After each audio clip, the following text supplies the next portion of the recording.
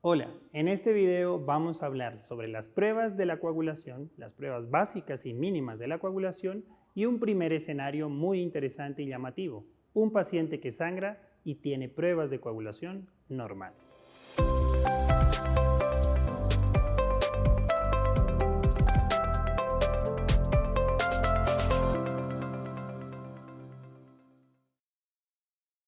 Así las cosas, cuando tenemos un paciente con sangrado y recordando el concepto de hemostasia primaria y secundaria, tendremos unas pruebas de coagulación mínimas y básicas para poder intentar encontrar dónde está el problema que está ocasionando ese sangrado. Las pruebas de coagulación básicas que tenemos para el estudio de estos pacientes son el hemograma, el extendido de sangre periférica, los tiempos de coagulación, PT y PTT, y el fibrinógeno. Estas pruebas de la coagulación nos van a evaluar momentos y componentes muy puntuales. No podemos pretender que el hemograma o el extendido de sangre periférica nos evalúe la cascada de la coagulación o los factores de la coagulación. Tampoco podemos pretender que los tiempos de la coagulación nos evalúen el tamaño y funcionamiento de una plaqueta. Cada uno de ellos evalúa un componente diferente. En ese orden de ideas vamos a tener un sinnúmero de escenarios o combinaciones en las cuales pueden estar alteradas unas u otras pruebas a la hora de tener un paciente con sangrado. Imaginémonos una paciente femenina de 7 años de edad. Nunca ha tenido en su vida ninguna manifestación significativa de sangrado, únicamente un sangrado probablemente nasal, muy leve, a lo mejor recurrente y crónico, pero nunca tan significativo como para hacerla consultar o hacer consultar a sus padres a un servicio de urgencias.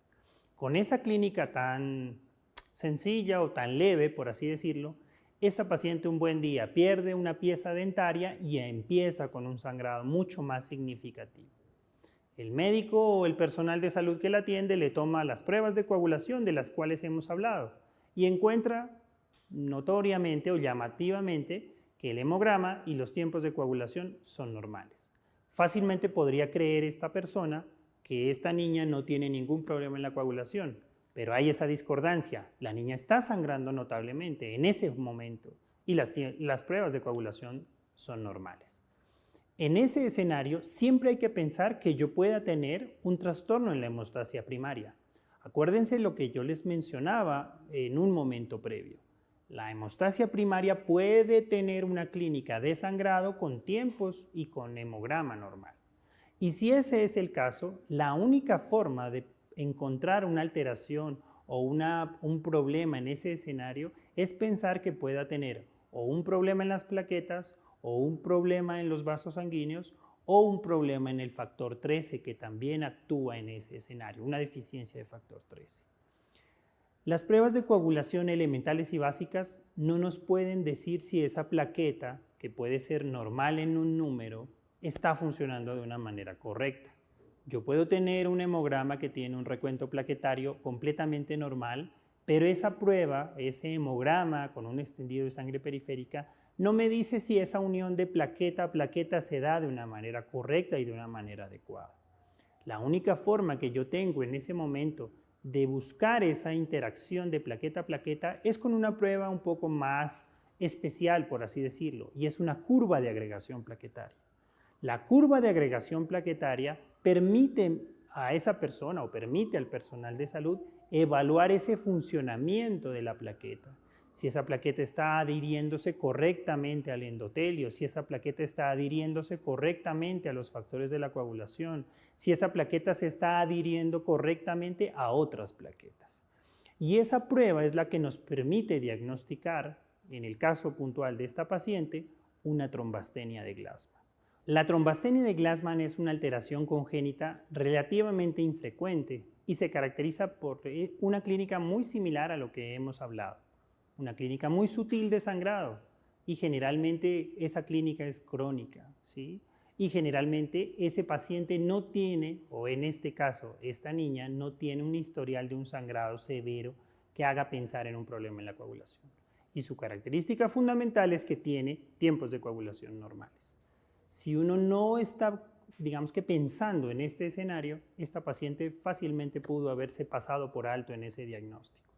¿Y eso qué implica? Que probablemente, como hemos hablado, en este caso tiene 7 años, pero esta paciente al crecer, cuando llegue a la edad de la adolescencia, empezará a manifestar, digamos que signos más evidentes de sangrado, muy probablemente de origen ginecológico, que también es la otra edad frecuente de manifestaciones de sangrado en las pacientes con trombastenia de Glasgow. En este video entonces hemos observado las pruebas de la coagulación que nos van a servir a la hora del abordaje diagnóstico y un primer escenario en el cual un paciente está sangrando o una paciente está sangrando y tiene sus pruebas de coagulación normales. Hemograma normal, tiempos de coagulación normales.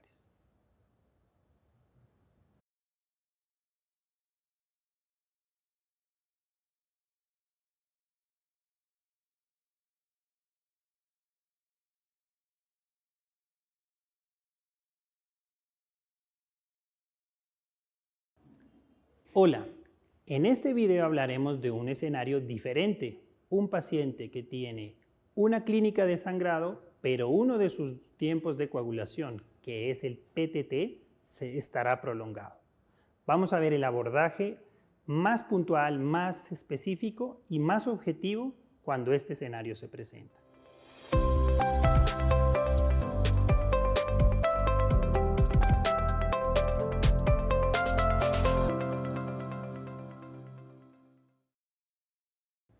Hola, vamos a imaginarnos en este video un escenario diferente al que hemos hablado previamente. Un paciente masculino de unos 11 meses de edad. Este niño de 11 meses de edad ha sido un niño por demás sano, nunca ha tenido ninguna manifestación hemorrágica, no ha tenido manifestaciones de sangrado, le ha ido muy bien con sus vacunas, no tuvo problemas en la caída del muñón umbilical cuando nació. Pero en esta edad, a estos cortos meses, este paciente está empezando a gatear y a caer. Y un buen día los padres encuentran que este paciente tiene una gran hinchazón, un gran edema a nivel de una rodilla. Es abordado por un grupo médico, por un personal de salud y le prueban, obviamente ante la clínica de un sangrado evidente a nivel articular, le toman las pruebas de la coagulación de las cuales ya hemos hablado. Encuentran que el hemograma es normal, el PT, o el tiempo de protrombina, es normal, pero el tiempo parcial de tromboplastina activada está muy prolongado o está anormal. ¿Cuándo podemos decir que es anormal ese tiempo parcial de tromboplastina activado? Cuando el valor que nos informa el laboratorio se encuentra más de 5 segundos del valor informado como control normal del día. Un ejemplo, el control normal del día es 28 segundos. Y este paciente tiene 40 segundos. Está francamente prolongado y es anormal. En ese escenario nos encontramos enfrentados a deficiencias de los factores de la coagulación como lo primero a pensar en estos pacientes con esta manifestación de sangrado. Pero no son todos los factores de coagulación que están faltando en este paciente. En ese escenario debemos recordar los que hacen parte de esa evaluación con el PTT.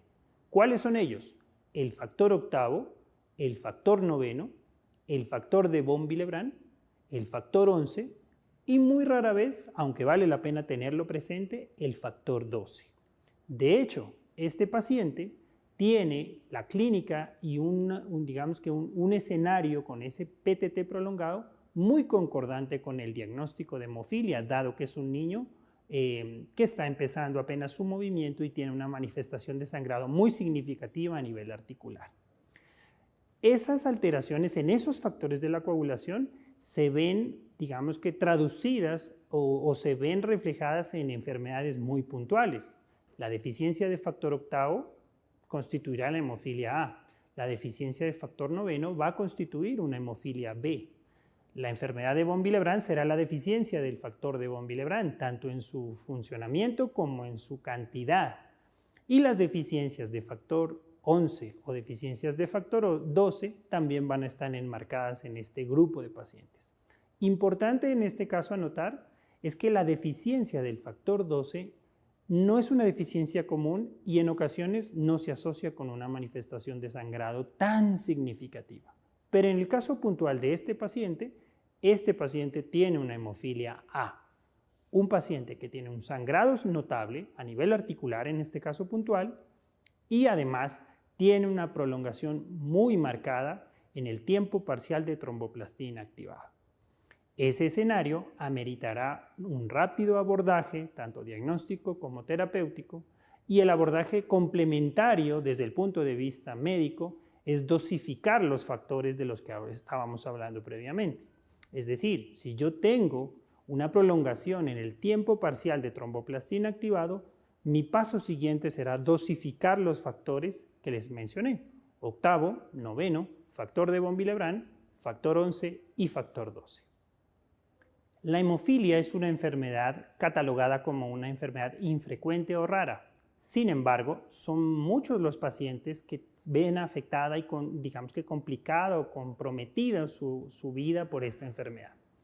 Es una enfermedad genética que consiste en la deficiencia o en la falta de uno de los factores de la coagulación asociados directamente con esta patología. Me explico.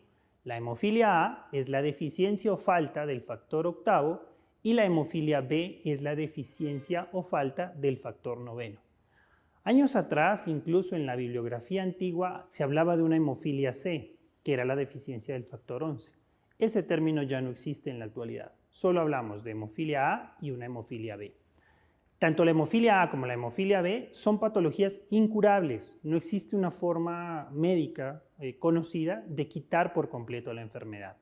Pero estos pacientes, algunos con hemofilia leve, moderada o severa, han tenido una gran mejoría en cuanto al tratamiento, dado que ese tratamiento, que es reponer el factor faltante, les permite tener una vida prácticamente normal.